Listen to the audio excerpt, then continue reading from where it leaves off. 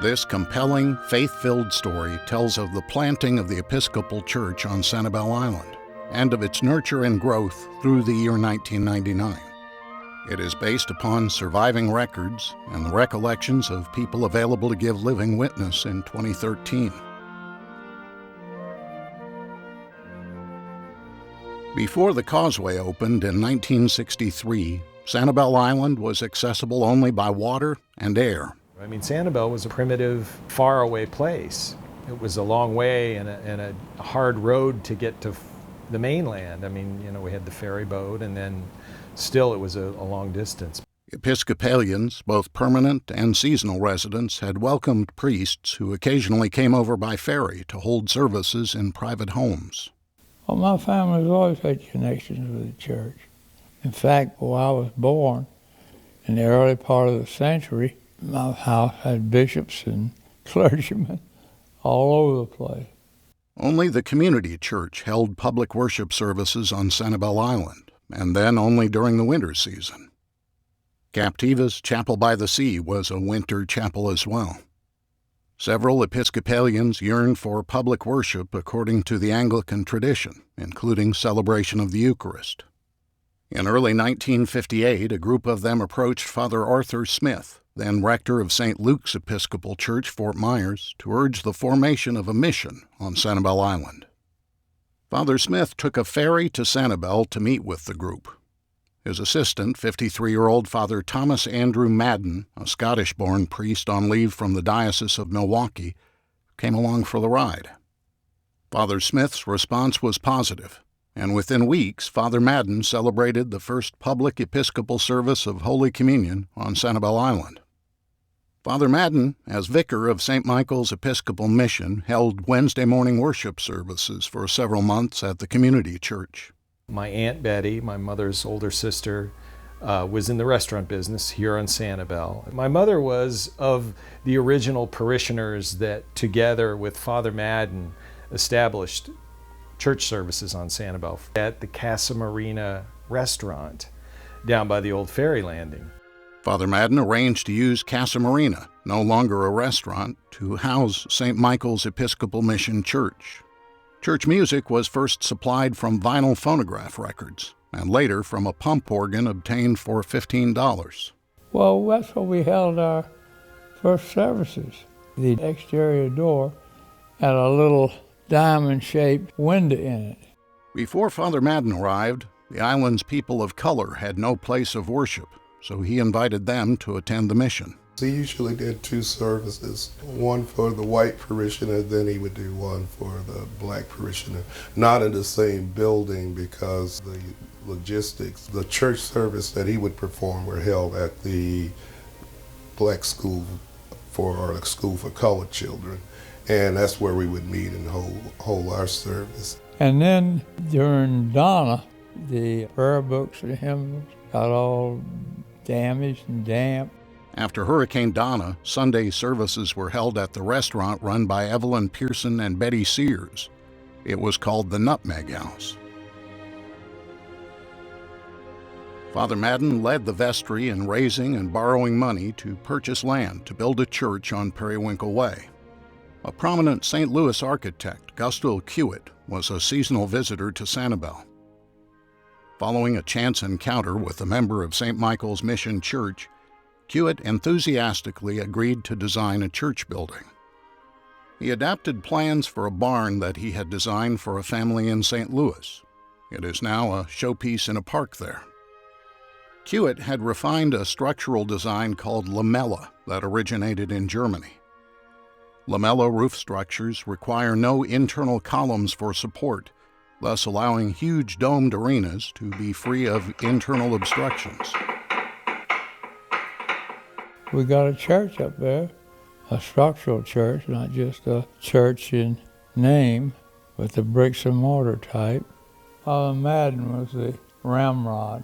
If it were not for him, we wouldn't have had it. No one man can do everything, but he named it. You might as well say he built it, both structurally and the church itself. Father Madden, who had been ordained on the feast of the day of St. Michael the Archangel, selected St. Michael and All Angels as the church's name. The first service was held in the new church building on February 26, 1961. There was still work left to be done, but it was a joyous gathering. The completed church building was dedicated on January 14, 1962, by the Bishop of South Florida. I think the church became successful right away. It was one of those places that there was a need for it. The church absolutely was something that fell into place. I remember coming to church as early as I can remember any memories here on Sanibel because of my mother's involvement in the church. And I remember getting dressed up in the same outfit that my brother Kim wore. We matched, and my mother would be dressed up and we would leave for church. And being the largest church at the time on Sanibel, almost all the children of Sanibel that did go to church came here.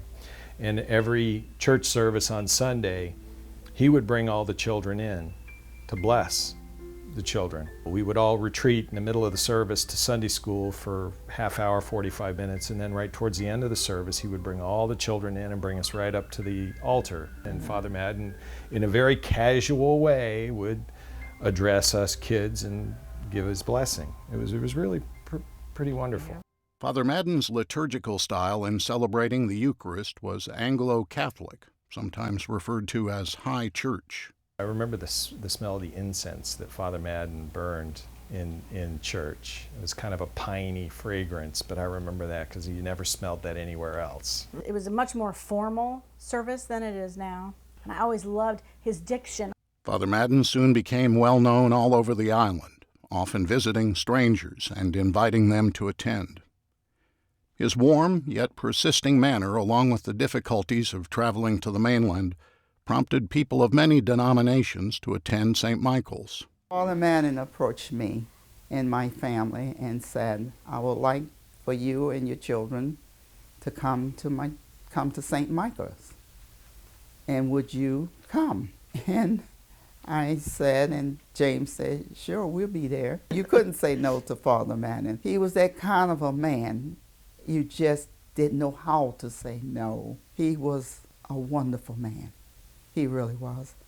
He loved you, and it came from his heart, and he loved your children. Wasn't nothing too good for you or your children. You know, you came up here and you worked on the Saturday. He didn't hire anybody to come do the yard work. You just didn't come to church, particularly just for service, but you had a bigger obligation to do whatever you could on your spare time.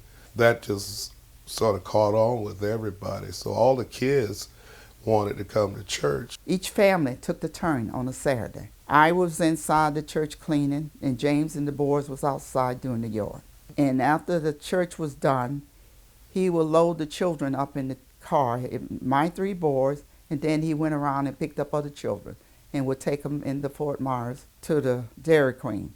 This is the kind of man he was. He loved those children. He really did. He'd take us to the movies and take us to the outings, to the areas that we hadn't been before. And he would take us down to Bonita Springs. We had a summer camp in Avon Park each year, and he saw to it that, you know, any kid that wanted to go to camp for the summer, they were able to go. He made them part of the church. They sang in the choir, they work on the altar. Father Madden did make us all feel very important, and he felt that it was important that we be in church on Sunday too. And he had a memory that was phenomenal. And though it seemed like there were a legion of kids on the island, there were only 12 or 14 of us, maybe more. The Gavin family probably was 15 at least. Whenever you ran into Father Madden on the island outside of church, he always remembered if you were in church. And if you missed a Sunday, he would always ask you, where were you last Sunday? You never argued with Father Madden because you knew he had it right. It was a wonderfully happy place to be, and we were aware that A handful of the children in our community had a different skin color. Many of my African American friends had to go to a segregated school. But you weren't as conscious of it here on Sanibel. We were a small community of several hundred folks. We really did not have separate neighborhoods. Sanibel was a very comfortable place for everybody. Oh, we used to play with the colored kids. I grew up playing with them. Only thing was they were segregated, went home at night. Father Madden sometimes took black children off-island for recreation. He seemed able to diffuse any racial tensions with merchants. We didn't notice any difference because I think he always was there. And the fact that he was a priest opened some doors. He was not one to bite his tongue. Although the island's intimacy and relative isolation encouraged racial tolerance, serious issues remained, and the pressure for resolution was mounting. Black families could not buy property on Sanibel. St. Michael's Church had racially segregated worship services and Sunday schools. Black school children had to ride an all-black ferry and bus to attend their Fort Myers schools. Mr. Winterbottom is the man who started that, like people having property on Sanibel. And if it wasn't for him, we wouldn't have owned property on Sanibel. Father Madden, who had a deep sense of social justice, was determined to integrate the new church. And then once the church was constructed, had its ribbon cutting, that, the parishioners were all going to be at one church at the same time. On September 29, 1962, St. Michael's Day, the church services and church schools were integrated. Membership dropped initially, but over time, attendance grew to new heights. I think we were probably one of the first churches that had interracial congregations at the time. I do remember feathers were ruffled over that. And several people resigned from the church because of it too. Quite a number that quit going to the church. Some that left and never came back. I think in his mind, he made a commitment that we were all God's children. If we could all live on the same island, why couldn't we all worship under the same roof? It was the right thing to do. Father Madden's report to the church's 1963 annual meeting did not mince words. He said in part, "It is obvious to all of us that there are many in our community and in our particular church family who have given little more than lip service to their confirmation vows. May God give them a better understanding of His will. There are others who have alienated themselves from God's family for reasons we know and believe to be inconsistent with the teachings of Christ. To have completely closed our eyes and our minds and hearts to the challenge would have been a simpler and an easier way, but it would have been a denial of all Christ taught and died for. There can be no choice for the Christian but the right one, even though it be the hard way. And there are those who remain with us, faithfully and quietly doing the work of the Lord without stint of time, talent, and treasure. May they experience the joy of hearing, 'Well done, thou good and faithful servant.'" Father Madden continued to work for social justice by strongly supporting, along with several parishioners, the drive to integrate the Sanibel School. When construction of the new school was completed in January 1964, children of all races were admitted. Anytime you see a person that stand behind what they believe, regardless of what the rest of the world is saying, I think that was the one thing that inspired me about it, was he walked the walk as well. Father Thomas Andrew Madden retired in 1971 after 11 years of service on Sanibel Island to God and the island's people. He had been instrumental in establishing the island's Episcopal mission, planning and completing an architecturally significant church building, effecting its racial integration, and caring deeply for his flock. He continued to live on the island, leading a prayer group, ministering to individual families, and working in animal rescue. The bishop of the recently created Diocese of Southwest Florida selected Father James Hubbs to be the next vicar of St. Michael and All Angels Church. Father Hubbs was so wonderful. He was such a wonderful spiritual leader. By the time I got here and Father Hubbs was the priest, there was still a pretty good-sized Sunday school, but there was no junior choir anymore. He got church started into Cursillo. Some of the members of the church started going, and he went, and he loved it. He was very loving. People here said that changed his ministry. He was more open to God's Holy Spirit. He was freer to preach the word, and he just seemed closer to God after that. He brought the St. Francis prayer home from Cursillo. When we sang it, knowing it's a prayer, he would always kneel down in front of the altar. Father Hubbs was here when I was going back and forth. You couldn't have wanted a better priest anywhere as far as the rapport with the parishioners. He remembered everybody's name that went to the altar.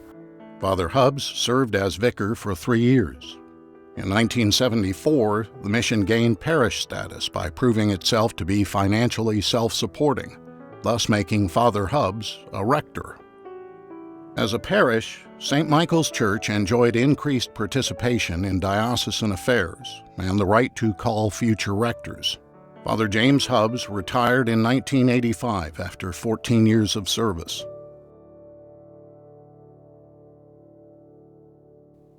The vestry organized a search committee for a new rector.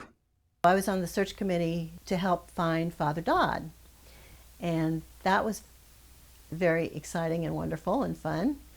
One of the candidates, the Reverend William P. Dodd, had previously visited the church with his wife Peggy while visiting his mother on Fort Myers Beach. Bill's dad died down in Fort Myers Beach, and his mother asked us to come down, and we did.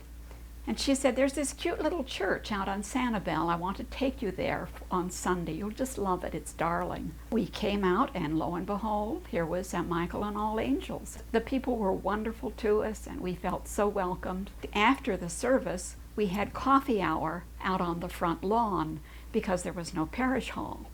Father Dodd submitted his credentials to the search committee, and after interviews and other steps, he was called as rector. Father Bill came, and when he came, by that time, my little granddaughter, Tina, came to live with James and I. I started bringing Tina to church. Tina one Sunday, and she would pass the plate, you know. One Sunday she said to someone they didn't have anything, and she said, don't forget, you owe Jesus some money. But there were other kids coming to Sunday school when Father Bill was there. And he did a really good job with those children. And Judy Workman did too. Father Bill led the people of St. Michael's to an expanded building. Father Dodd spearheaded the establishment of Community Housing and Resources, Inc., a nonprofit organization partnering with the city of Sanibel to provide affordable housing for families and individuals who qualify. And he got all the people working for the housing. I just loved him. He was just wonderful. Father Bill started the memorial garden. Father Bill brought the computer in. He was a very, very efficient person. Father William P. Dodd contracted a fatal cancer. He retired as the last rector of the 20th century in 1999, after 13 years of faithful service on Sanibel. To God, the parish of St. Michael and All Angels,